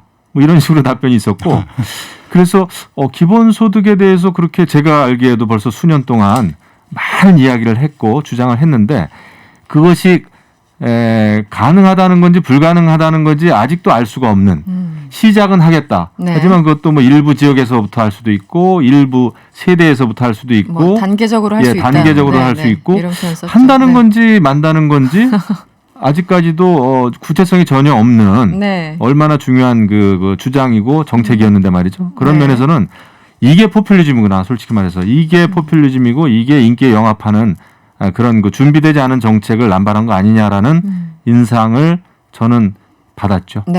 시간이 많지 않은데 이 질문은 각각 그 한 마디 좀 듣고 싶어서요. 윤석열 전 총장과 안철수 국민의당 대표가 만났습니다.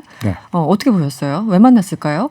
뭐 국민의힘 지도부는 만나지 않고 국민의당 지도부를 만난 거라서 지금 지도부 접촉이라고 굳이 얘기한다면 권영세 의원 정도 만난 거고 나머지 의원들은 지도부와 관련이 없는 분들은 많이 만났거든요. 그런 점으로 봤을 때 국민의힘 지도부는 바이패스를 해서 먼저 국민의당 지도부를 만났다는 것은 일단 좀 여러 가지 그 신호가 있는 거죠. 바로 국민의힘으로 들어가지는 않을 것이다. 하여튼 외곽을 때리는 전법을 계속 구사할 것이다. 이렇게 보이네요. 어떻게 보였습니까? 두 분의 만남? 제가 볼 때는 뭐 윤석열 전 총장 입장에서는 이제 자신의 지지율을 계속 유지를 해야 되고요. 지지율을 더 올려야 되죠. 근데 이제 국민의힘에 들어가기 전에 자신의 어떤 몸집 불리기 차원이라는 생각도 좀 들고요. 그리고 반문연대라고 하는 큰 울타리 빅텐트에서 네. 만날 수 있는 사람은 다 만나는 것 같아요. 그런 의미에서 이제 안철수 국민의당 대표도 만나게 된 게 아닌가. 그러니까 야권 전체의 단일 후보는 나다. 반문연대를 이끌어갈 수 있는 그 선봉에 있는 네. 사람은 나다라는 차원에서 네. 이런 그 정치적인 행보를 하는 것 같습니다. 네. 알겠습니다. 오늘 여러 가지 이슈를 짚어봤습니다. 지금까지 신경민 더불어민주당 전 의원 그리고 김영우 국민의힘 전 의원과 함께했습니다. 오늘 고맙습니다. 네, 감사합니다. 고맙습니다. 군사독재로 사라졌던 서울특별시 의회가 올해로 부활한 지 30주년이 됐습니다. 서울시 의회 30주년 그 의미에 대해서 이야기를 좀 해보고 싶은데요. 서울특별시 의회 김인호 의장 스튜디오에 직접 모셨습니다. 어서 오세요. 예, 안녕하세요. 반갑습니다. 네, 반갑습니다. 아, 예. 의장님. 요즘 그 서울특별시 의회는 어떤 일로 가장 바쁩니까? 요즘 가장 바쁜 이슈가 예, 뭐죠? 이슈가 뭐 오늘도 지금 1,000명대가 넘어서 네. 참 많은 시민들이 코로나. 걱정하고 있는데요. 코로나 때문에 저희도 굉장히 걱정하고 있고요. 어떻게 하면 종식을 하루빨리 앞당길까? 그다음에 이제 시 집행부와 네. 이런 코로나 방역에 있어서 이 협력 관계를 잘 유지하면서 네. 또 정책적 지원을 할까? 이런 고민에 빠져 있습니다. 그렇군요. 예. 다들 이제 코로나가 가장 우선순위일 수밖에 없는 예, 그런 지금 상황이 상황이 그렇습니다. 됐습니다. 네. 먼저 60 민주항쟁을 계기로 부활했던 서울시 의회 30주년. 와, 이렇게 또 보니까 또 남다르네요. 이 30주년. 예. 그 지금 의장님이시니까 예. 의미가 좀 남다를 것 같아요. 좀 설명을 해 주시죠. 예, 우리가 강복 이후에 이제 그 풀뿌리 민주주의가 이제 시작이 됐었죠. 강복 이후에. 그러다가 이제 5.16 군사 정변으로 인해서 네. 이 지방의회 풀뿌리 민주주의가 중단이 됐었습니다. 그렇죠. 네. 그러다가 이제 그 김대중 대통령 그 단식 투쟁으로 인해서 다시 이 지방의회가 부활이 됐습니다. 네. 부활 이후 이제 지금까지 이제 올해가 30년이 되는 해입니다. 네. 그래서 참 의미가 깊죠. 그래서 이제 어쨌든 간에 서울시 의회는 이제 시민의 대의 기관으로서 이제 시민들 대리해서 그런 역할을 하기 때문에 풀뿌리의 민주주의의 정당이라고 할 수가 있습니다. 그 사실 이제 전국적으로 지방자치 의회가 이제 여러 군데가 있는데 서울시 이제 서울특별시잖아요. 뭔가 또 의미가 다를 것 같고 뭐 위상 역할은 어떻게 보십니까? 예, 17군데 광역의회가 있는데요. 네, 그래서 네. 이제 우리 광역의회에서는 이제 서울시 의회가 항상 맏형격이라고 그래가지고 항상 뭘 선제적으로 일을 해왔고 뭐 조례라 그다음 정책적인 것도 선제적으로 항상 먼저 추진해 왔었습니다. 그래서 서울시 의회에서 이런 정책적인 것을 위반하고 그러면 이제 다른 네. 광역의회에서 이제 저희가 이렇게 협의해서 또 따라서 네. 이런 정책적인 것도 많이 위반하고 조례도 위반하고 뭐 그런 얘기가 많았습니다. 그러면 정기적으로 다른 지방자치의회 지금 17개가 있다고 예. 말씀을 주셨는데 광역의회. 광역 그렇죠? 그러면 정기적으로 모임이나 만남 뭐 있으신가요? 예, 광역의회 이제 의장단 네. 회의가 매월 네. 있습니다. 그래서 우리가 지금 7월 21일 서울시의회에서 주최하는 모임이 있습니다. 그렇군요. 그래서 이제 30주년 기념행사와 맞물려 가지고요. 지금 네. 많은 준비들을 하고 있습니다. 아까 이제 여러 가지 준비도 하고 사실 이제 서울시 의회에서 정하는 게 다른 지자체에도 영향이 또 있을 거고 뭐 예, 이런 말씀을 그렇죠. 주셨는데 지금 가장 바쁜 문제 역시 코로나19라고 말씀을 주셨잖아요. 예. 지금 뭐 오늘 신규 확진자 1,200명이 넘었고 예. 조금 전에도 아까 어제보다 더 많이 나오는 숫자 그러니까 6시 기준으로 해서 1,010명이 됐어요. 서울시가 이렇게까지 많이 이렇게 방역에 뭔가 좀 흔들리고 있다는 느낌도 들고 불안해하시는 분들이 좀 계신데 어떻게 보십니까? 그래서 이제 백신 맞는 분들이 많고 백신 맞고 또 이제 그런 좀 이렇게 방역 완화 이런 네. 얘기도 나오고 그래가지고 네. 좀 우리가 마음을 좀 놨던 거 느슨해졌던 거 아닌가 네, 네. 이런 생각을 하고 있습니다. 그래서 더 늦기 전에 우리가 방역에 대한 그런 경각심을 더 갖고 네. 좀 더 불편하더라도 더 확산을 막는 게 최우선이라고 생각을 합니다.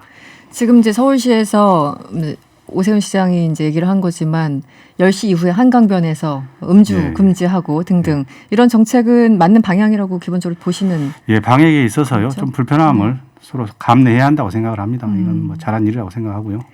알겠습니다. 오세훈 시장 얘기를 해보죠. 어떻게 잘 맞으십니까? 예, 서로 뭐 천만 서울 시민을 위해서 네. 뭐 편익을 서울 시민에게 돌려드리기 위해서 네. 뭐 서로 잘 맞추려고 노력하고 있습니다. 그래서 지금은 재난 상황이기 때문에 서울시 의회 원래 기능과 역할이 견제와 감시라고 그러면 네. 거기에 하나 더 추가해서 지금은 이제 협력과 협치가 필요한 시기라고 생각합니다. 네. 이 코로나로 인해서 이 자영업자, 소상공인 또 모든 이 시민과 국민이 다 어려운 상황에 놓였기 때문에요. 이럴 때일수록 이 서로 이 마음을 잘 뭉쳐서 코로나 방역에 앞장서야 되고요. 그래서 네. 뭐 이런 사소한 일로 서로 의견이 다르다고 해서 좀 이렇게 다투는 모습으로 비춰서는 안 된다고 생각합니다. 이 어려울 때일수록. 일단 소속 정당이 다르고 예. 그러다 보니까 정책적인 방향도 다를 수밖에 없을 테고요. 그래서 지금도 이제 잘 맞는다라는 표현보다 맞춰가려고 노력한다라고 말씀해 주시잖아요. 예, 분명히 뭐 어떻게 보면 이견이야 뭐 당연한 거고요. 예, 네, 맞습니다. 같은 당에서도 마찬가지. 예, 뭐 네. 강론에 들어가서 좀 서로 다룰 수 있습니다. 네. 그러나 우리가 합의점을 못 찾을 망정 서로 노력해서 접점을 찾는 것도 좋은 방법이라고 생각을 합니다. 서로 양보하고 네. 또 서로 이해할 건 이해하면서 네. 이 시민만을 바라보는 네. 그런 시정을 이끌어야 한다고 생각을 합니다. 지금 이제 보궐선거 이후에 7월이니까 한 3개월이 흘렀어요. 지난 4월 이제 취임을 예, 하고요. 100일이 안 된 것 같습니다. 100일은 채 안 됐군요. 예, 7일. 가장 지난 한 100일 돌아봤을 때 예. 어떤 부분이 가장 좀 갈등 관계였습니까? 어떤 이슈 가지고? 네, 여러 가지 이슈가 있었을 것 같은데요. 오세훈 시장님이 이제 당선되고 나셔서 이제 후보 시절에 공약했던 내용들이 네. 현실하고 좀 안 맞는 것들이 있었죠. 뭐 부동산 강화문 광장이라든가, 네네.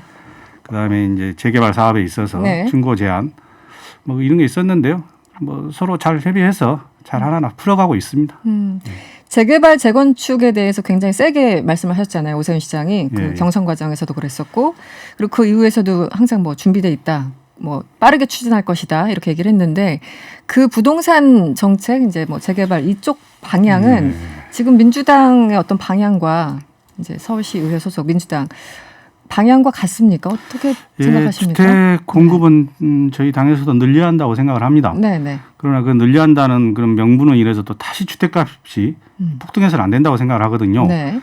그래서 오세훈 시장님께서 후보 시절에 공약했던 내용, 뭐 스피드 주택 네. 공급, 뭐 재건축 완화 이런 공약으로 인해서 이제 또 집값이 올라왔단 말입니다. 네. 그래서 그에 대해서는 참 아쉬움이 있습니다. 그래서 그런 염려 걱정을 많이 해서 뭐 시장님께서도 지금 수위 조절을 네. 좀 하고 있습니다. 그래서 의회에서 또 그런 걸 요구하고 있고요. 네. 수위 조절을 하고 계시다고요. 예. 아. 그래서 스피드를 좀 늦추시는 것 같습니다. 아, 예. 스피드를. 예. 그런데 아무튼 네. 뭐 주택 공급을 늘려서 집값을 안정화시킨다고 그랬는데 주택 공급을 늘린다는 이유로 집값이 폭등했지 않습니까? 그래서 이건 잘못된 방향이었다고 생각을 합니다. 그러면 어쨌든 올해 안에 뭐 급격한 변화나 이런 것들이 일단 지금 이제 올해 거의 절반이 지났잖아요. 지금 예, 7월이니까. 올해 안에 어떤 큰 변화가 있을까요? 어떻습니까? 그 속도라는 게 사람마다 다 감이 달라서. 그렇죠. 네. 그래서 이제 뭐 정책을 실행하려고 그러면 네. 거기에 따르는 이제 입법도 따라야 되고요. 네. 또 정책적인 그런 제도도 따라줘야 되고 또 여러 그런 기반들이 조성이 돼야 이 실행할 수 있는 겁니다. 알겠습니다. 서울시의회 다시 좀 얘기를 돌아와서 사실은 정부에서 뭐 중앙 정부에서 무슨 일을 하는지는 사람들이 관심 있게 이제 바라보고 하는데 사실 서울시 의회에서 무슨 일을 하는지 사람들이 모르는 경우도 네. 많고 어떤 정책이 나오는데 이게 서울시 의회 작품인지 아닌지도 그 자체도 헷갈릴 경우도 참 많습니다. 네. 대표적으로 지금 서울시 의회가 이제 코로나 말고 다른 정책, 그 뭐 청년 정책일 수도 있고 부동산일 수도 있고 환경일 수도 있고 뭐 여성일 수도 있어요. 여러 가지 정책들이 있을 텐데 어떤 거에 조금 더 집중하고 계신지 좀 설명을 부탁드릴게요. 네, 이제 지방의회의 그런 기능과 역할이 이제 네. 시민들께서 내는 혈세를 이제 집행부에서 이렇게 집행을 하거든요. 그러면 이제 의회에서는 그걸 견제, 감시 기능이 있습니다. 네. 그다음에 또 거기에 이제 그 입법 조례 발의 네. 이런 거 있죠. 그래서 우리가 이제 지금까지 이 조례 발의에 그 우선순위를 정해봤었거든요. 조례 30선이라고. 아, 네네. 근데 거기 1위가 이제 친환경 무상급식이 친환경 뽑혔고요. 네. 그다음에 2위가 이 미세먼지 저감 네. 관련 조례. 네. 또 3위가 교통 약자를 위한 그런 편의 조례. 네. 이게 이제 됐습니다. 이런 게 다 이제 우리 서울시 의회에서 조례로 인해서 그런 정책을 펼쳤던 일들입니다. 네. 예를 들어 교통 약자를 위한 조례는 예를 들면 어떤 걸 말씀하시는 거죠? 이제 뭐 교통 약자라고 하면 이제 그 차량 네. 이제 저상 버스 네, 타고 네. 내리는 거 편리하게 하는 것이고 그렇죠. 그다음에 네. 휠체어 네. 이 타신 장애인 분들 이제 편리하게 이용할 수 있도록 그런 법으로 조례로 규정을 하는 거죠. 대중교통 예, 이런 데서 예, 사실은 저도 보면은 이 휠체어 타고 다니기가 너무 힘든 예, 게 예. 너무 많더라고요. 저희들이 보기에는 그냥 낮은 턱 같은데도 굉장히 힘들어서 네. 이제 그런 걸 그런 개선하려고 경우도 그러면 다 많이 이제 봤었고. 규정이 있어야 되고 조례가 있어야 아, 그런 것을 개선하고 하는 거니까요. 그거 그래서 하나하나 디테일하게 고치는 게 다 조례에 들어가는 거가요? 예, 이제 큰 틀에서 하고 이제 그다음에 또 시행령으로 하는 시행령으로 건데요. 이제 하고. 그 상위법인 조례가 있어야 시행령을 만들 네. 수 있는 거니까요. 그 미세먼지는 어떤가요? 사실은 미세먼지도 요즘 코로나가 워낙 이제 압도적으로 이슈가 되다 보니까 약간 묻힌 것도 있지만 사실 미세먼지는 계속 문제가 되고 그래서 있잖아요. 이제 미세먼지 관련해서는 이제 그 미세먼지가 심한 날은 네. 뭐 차량 등 5등급 뭐 이런 차량은 통행을 좀 규제하고요. 네. 뭐 금지하고 네. 또 집중 미세먼지 발생 지역은 이제 좀 규제하고 뭐 이런 조례에 그런 내용들이 담겨 있습니다. 그 작년 말에 이 지방자치법이 바뀌었다고 하는데 뭐 한 30여 년 만에 개정이라고 들었습니다. 네네. 이 지방자치법이 어떻게 바뀌었고 또 중대하게 달라지는 것들이 어떤 게 있나요? 이제 지방자치법 개정으로 인해서 네. 이제 크게 두 가지가 크게 틀에서 바뀌는데요. 네. 하나는 이제 이 인사권 독립이 된 거고요. 인사권 이제, 독립. 지금은 이제 그 시 집행부에 꼭 실은 그렇지 않지만은 그 기관 산하 기관 같은 느낌이었거든요. 그다음에 이제 시 집행부에서 이제 공무원이 전출이 오고, 네. 그런데 이제 인사권 독립돼 가지고 이제 이 독립된 기관으로서 대등한 그런 관계에 있어서 그래서 겸재와 감시 기능이 더 강화될 것 같고요. 네. 그다음에 이제 국회는 우리 국회의원분들의 정책 지원 인력이 9분이 이렇게 지원이 되는데 지금까지 우리 강혜우 의원은 그런 게 없었습니다. 그래서 이번에 이제 정책 전문 지원 인력이라고 그래서 네. 의원님들의 이런 의정 활동을 지원하는 그런 전문화된 인력을 이제 채용할 수 있는 그게 됐고요. 그다음에 또 크게 뭐 변화가 지금은 조례 발의를 이제 시의회 의원님이나 아니면 집행부 시장이 발의를 할 수 있는데 이번 지방자치법이 개정됨으로 인해서 이제 주민도 주민 발의 주민 발의 가능하도록. 그게 있습니다. 큰 네. 의미가 있죠. 그래서 저도 네. 참 궁금합니다. 어떤 조례가 1호 주민 발의 조례가 될 건지. 주민 발의는 그 어쨌든 그 기본적인 그 조건이 있지 않습니까? 예, 예. 뭐 나 혼자만 주장한다고 될 게 아니라 기본적으로 우리도 국회에서 법안 발의할 때 최소한 10명 뭐 이렇게 필요하듯이 예. 주민 발의는 어떤 요건이 그래서 필요한가요? 이제 주민분들이 이제 필요로 하는 거에 대해서 이제 네. 뭐 이런 토론회 공청회 같은 거 거쳐서 네. 아마 주민 대표분들이 대표 발의하게 될 것 같습니다. 기본 구체화는 아직 그 숫자는 예, 이제 내년 모르시는- 1월 13일부터 시행되는 거기 때문에요. 내년에. 네. 네. 그래서 거기에 대해서 이제 행안부에서 시행령을 지금 뭐 만들고 있는데요. 네. 구체적인 내용은. 알겠습니다. 그 의장님이 뭐 좀 어려웠을 때 네. 신문을 팔러 다니고 네. 예, 제가 뭐 어렵게 사셨다고. 예, 네. 고학했던 시절 얘기입니다. 그런데 이제 그게 고학교 많이 때. 해자가 되고 있는데요. 시절이시군요. 그 네. 시절에는 뭐 젊어서 고생은 사서도 한다고. 근데 그게 이제 희망이 보일 때 네. 그 얘기인데요. 이제 그 그래서요. 시절에는 다 제가 청소년 시절에는 다 어려웠어가지고 저같이 고생했던 청년들이 많았죠. 예. 제가 이제 들고 싶은 지점 바로 그건데 어렸을 때 그러니까 저희 뭐 부모님 세대나 그 윗세대들 보면은 이렇게 고생하면은 뭔가 보상이 있고 예. 이렇게 고생하면은 집 한 채라도 어떻게 작은 뭐 집이라도 얻을 수 있고 이런 희망이라도 있으니까 사람이 계속 움직이게 되는 거잖아요. 근데 요즘은 그런 희망 자체가 없어졌다. 사다리도 다 끊겼다. 특히 뭐 집 마련은 10년, 20년 아무것도 안 쓰고 월급만 모아도 힘들다. 이런 얘기들만 나오기 때문에 청년들을 위한 혹은 무주택자들을 위한 어떤 구체적인 어떤 공약들이나 이런 것들이 있어야 될 것 같은데 아까 제가 이제 재개발 재건축도 질문 드렸습니다만 특별한 대책이 있습니까? 예, 그래서 이제 요즘에 참 청년 생각하면 청년이 없으면 미래가 없지 않습니까? 그래서 참 마음이 아픈데요. 오죽하면 뭐 3포 시대, 뭐 4포 시대, 5포 시대 이런 얘기 나오는데 뭐 네. 연애도 포기하고 뭐 결혼도 연애, 포기하고 결혼, 출산도 네. 포기한다 뭐 이런 얘기가 있는데요. 참 그래서 이런 심각성을 알고 우리 서울시 의회에서는 이제 청년 주택 공급을 위한 그런 정책적 지원을 열심히 하고 있고요. 청년 주택. 예, 그다음에 네. 이제 또 신혼부부나 이 청년 이제 전세자금 대출 이것도 이제 시 차원에서 하고 있고 그래서 이 정책적 그런 입장에서 시에서는 청년에게 관심을 많이 갖고 있습니다.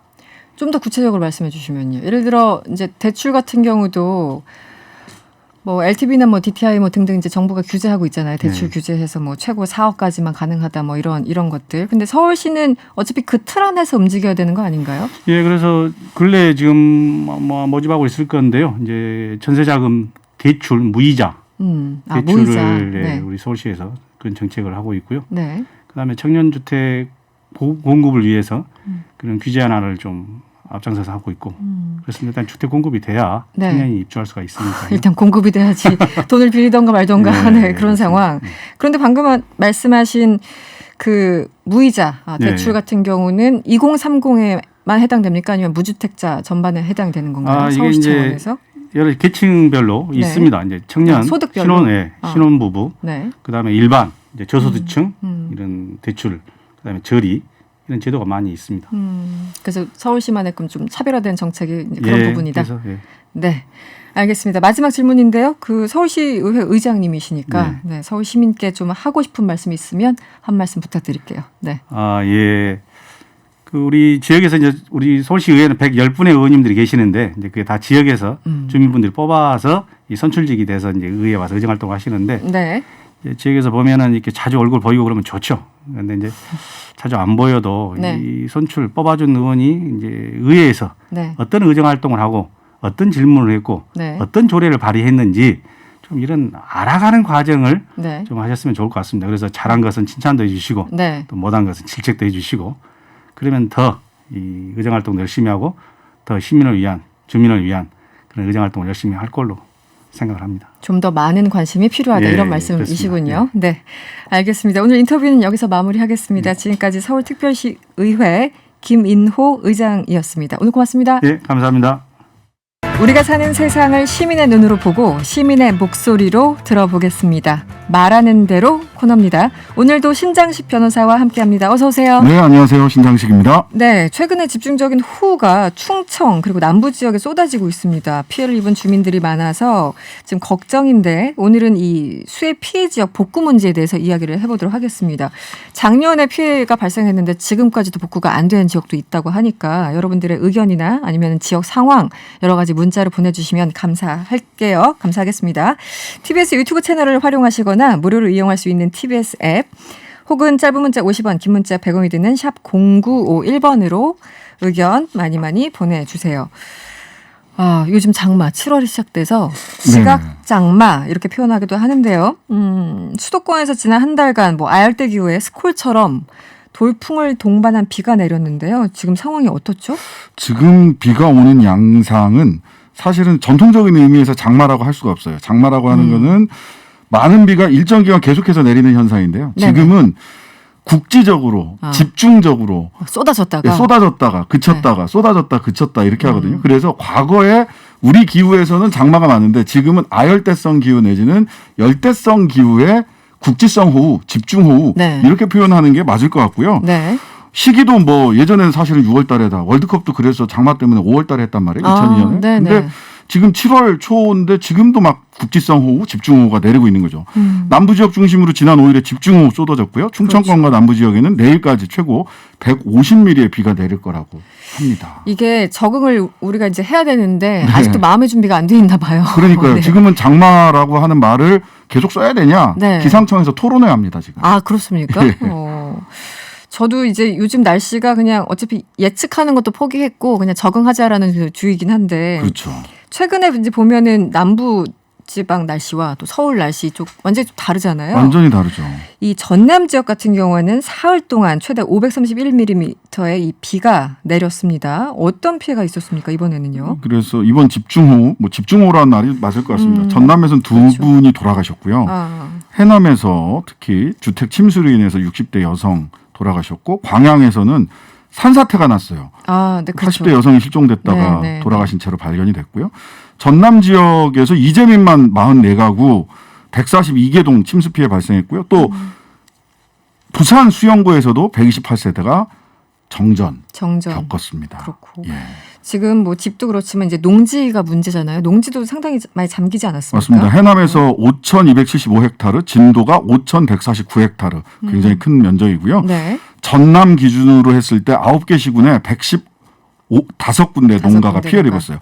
닭, 오리, 뭐 10만 마리, 5만 마리, 뭐 한우 막 폐사도 벌어지고 있죠. 네, 계속 일반적인 피해가... 장마 때 발생하는 피해 정도라고 보기가 어려요. 집중적으로 비 내리고 그래서 피해가 집중되는. 그렇군요. 네, 이건 어떻게 대비가 안 되는 상황이니까. 제가 이제 초반에도 말씀드렸지만 장마철마다 이제 고질적인 문제가 있는데 수해 피해가 이제 발생한 지역에서는 반복적으로 그 피해가 발생하고 또 하나는 또 복구가 이제 제대로 진행되지도 않고 작년에 이제 문제가 있었으면 바로바로 이제 고쳐야 될 텐데 그렇지도 못한 상황. 그래서요 작년에 수해 피해를 입은 주민의 이야기를 한번 들어보도록 하겠습니다. 천안시 수신면 장산리에 김석형 이장 전화 연결돼 있습니다. 여보세요. 네, 안녕하세요. 네, 요즘 뭐 일부 지역에 비가 굉장히 많이 오고 있는데 천안시 지금 계신 곳은 어떤가요? 예, 이쪽에는 아직까지는 그렇게 뭐 많이 오진 않았고요. 네네. 예, 그냥 지금까지는 안전한 상태로 보고 있어요. 그렇군요. 이장님, 그 작년에 그쪽 네. 마을 수해 피해가 엄청나게 컸잖아요. 예, 말도 못했죠. 그랬죠. 그래서 농가 뭐 하우스 다 못 쓰게 되고 이랬는데 네. 상황이 당시에 어땠나요? 그 당시에 뭐 우리 쪽으로 따지면 인삼밭부터 해가지고 네네.